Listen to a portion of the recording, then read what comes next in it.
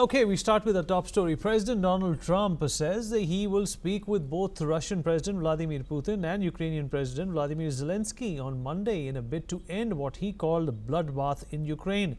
In a post on Truth Social, Trump said that the Russia-Ukraine war is killing over 5,000 soldiers a week and that he hopes Monday's calls will lead to a ceasefire. The first call with Putin is set for 10 a.m. Eastern Time. A conversation with Zelensky will follow, along with talks with some NATO leaders. The Kremlin confirmed the Putin call is being prepared, while Moscow has welcomed Trump's mediation, saying it supports the efforts towards peace. But obstacles remain. After stalled peace talks in Istanbul last week, Russia is still demanding that Ukraine withdraw from parts of its territory, a proposal Kyiv called unacceptable. Meanwhile, deadly violence continues. A Russian drone strike on Saturday killed 9 civilians aboard a bus in Ukraine's Sumy region.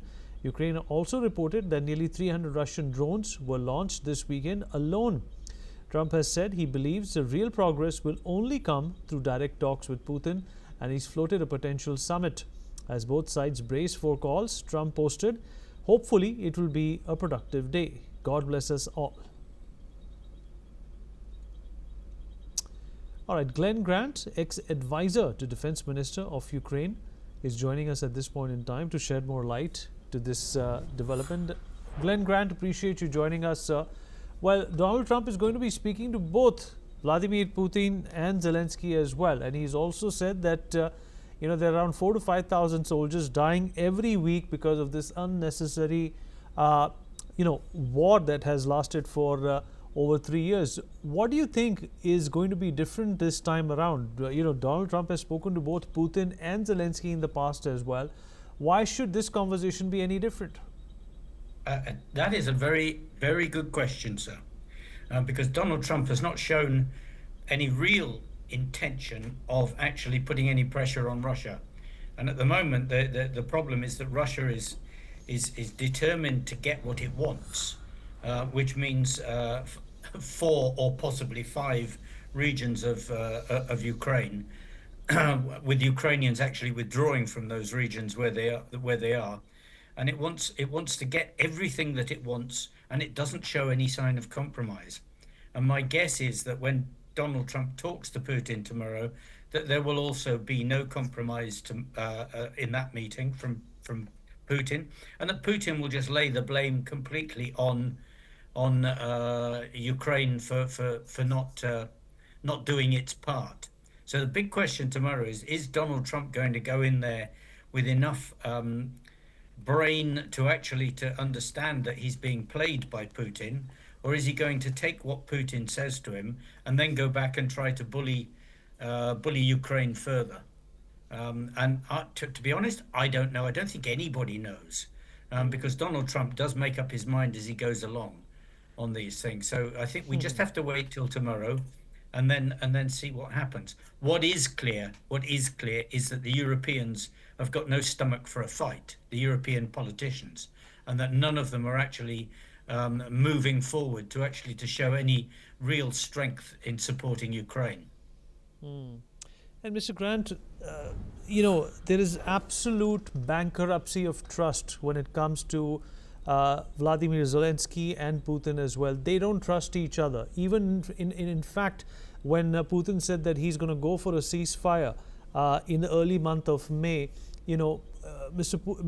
Zelensky was very dismissive of that proposal as well. Even if Donald Trump comes out shining after these calls, what is the probability that what these two leaders are saying, which is Zelensky and Putin, is going to happen? Very little, because the two sides are a long, long way apart. I mean, you have to remember that the war was started by Russia, and that Ukraine is fighting a battle for its life. And this is often forgotten because Putin says, Ukraine invaded, or Trump says bad things about Ukraine. But the fact is, Ukraine is fighting for its life, its independence, and its sovereignty. And from the last weeks in India that you don't like things like that happening in India, and Ukraine likes it even less, considering how many people have been killed, large numbers.